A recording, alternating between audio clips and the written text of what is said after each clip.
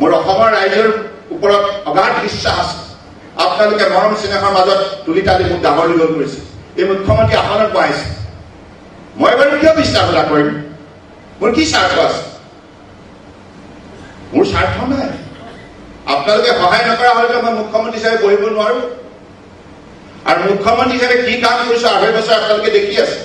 গতিকে মই ভাবো যে পৰম শ্ৰদ্ধাৰ ৰাইজ আজি সমগ্ৰ অসমতে বিশেষকৈ মই জাতীয় সংগঠন হলো অসম ছাত্ৰ সন্থা আৰু অসম আন্দোলনৰ ফলশ্ৰুতিত জন্মলাভ কৰা আঞ্চলিক দল অসম গণ পৰিষদক মই আন্তৰিকতাৰে আহ্বান জনাওঁ আহক আমি সকলোৱে মিলি আমি কেনেধৰণে আমাৰ মাটি ভেটি সুৰক্ষা কৰি ৰাখিম ইয়াৰ বাবে কেনেধৰণৰ সাংবিধানিক ৰক্ষা কবচ প্ৰয়োজন হ'ব কৃষ্টি সংস্কৃতিৰ বাবে কেনেধৰণৰ সাংবিধানিক ৰক্ষা কবচ প্ৰয়োজন হ'ব এই সকলোবিলাক কথা আলাপ আলোচনাৰ যোগেদি আমি জাতিটোক ৰক্ষণাবেক্ষণ দিব লাগিব অসমৰ বুকুত বসবাস কৰা সকলো জাতি জনগোষ্ঠী ঐক্যবদ্ধভাৱে এই কামত মই সহযোগিতা আগবঢ়াটো বিচাৰো এই গোটেই পদক্ষেপটোক সন্দেহ কৰা উচিত নহয় যে নিৰ্বাচন আহিছে তাৰ বাবে ললিপপ দিয়া হৈছে এতিয়াৰ 21 শতিকাত কোনো ললিপপ নাখায় সকলোৱে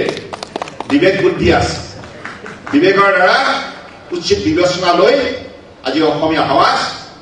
বিশ্বৰ দৰবাৰ নিজৰ পৰিচয় গৌৰৱে দাঙি ধৰিবলৈ সক্ষম হৈছে গতিকে সেইবাবে মই আহ্বান জনাইছো পৰম শ্ৰদ্ধাৰ ৰাইজ আপোনালোকে সকলোৱে সহায় কৰক এইখন চৰকাৰ আপোনালোকে গঠন কৰিছে এইখন চৰকাৰে অসমৰ ৰাইজৰ হৃদয়ত আঘাত দি কাম কৰিবলৈ অহা নাই আৰু সকলোবিলাক কথা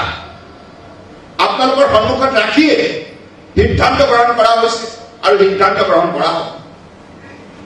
কিন্তু গোটেই বিষয়টোক লৈ মানুহৰ মাজত যিটো ভয় আৰু শংকা সৃষ্টি কৰা হৈছে এইটো মই ভাবো অত্যন্ত দুখজনক কাৰণ এনেধৰণৰ বাতাবৰণে ভৱিষ্যতৰ প্ৰজন্মক কেতিয়াও সফল নাগৰিক হিচাপে গঢ় দিয়াৰ ক্ষেত্ৰত আমাক সহায় নকৰে